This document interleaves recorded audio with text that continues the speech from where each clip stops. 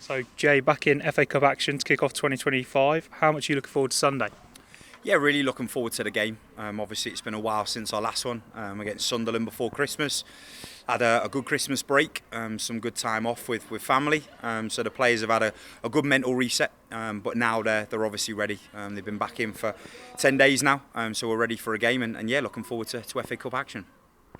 And how's the group feeling ahead of 2025? I think we're feeling confident as a group, motivated, determined. Probably the buzzwords that have been circling around, and you're seeing it with actions really. I think we come off the back of 2024 with a really good performance and a good point away at Sunderland, scoring 2 goals, and could have had a number more. So that obviously gives this group confidence that we can compete with well-established teams in the Championship. And now they're motivated and determined. They've had 6 months, as have we, of staff to adapt and get an understanding of what this league demands and what each game brings.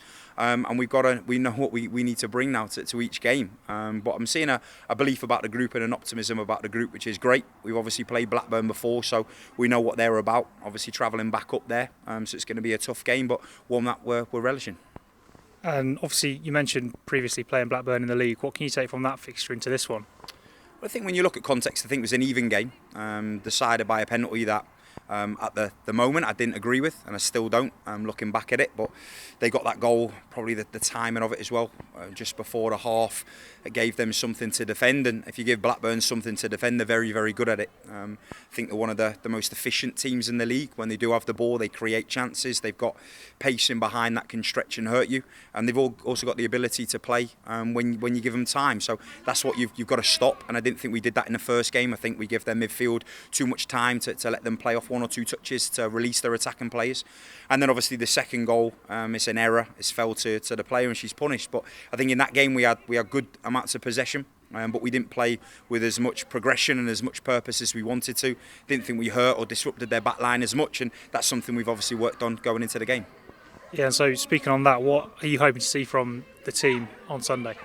I'm hoping to see an energetic group of players that are ready to attack forward, attack with purpose and be efficient when we are in and around the box. That's what we stripped it all back to our basics and our foundation of how we want to play and how we want to attack and utilise the ball. That's what we did against Sunderland. We utilised the ball really, really well, got into some really good moments, and we converted chances when we were in there. But as well as that, we know we need to be switched on against the ball.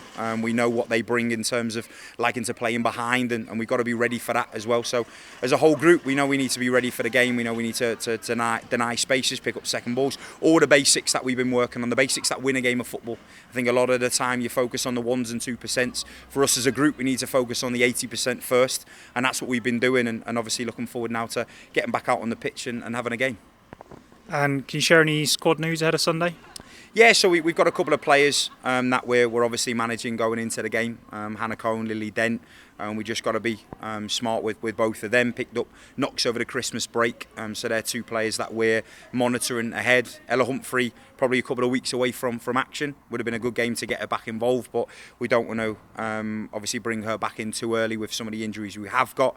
But apart from that, listen, the players have come back in fit, they come back in sharp. They've each had a good period of time off over the Christmas break, but they've utilised that well.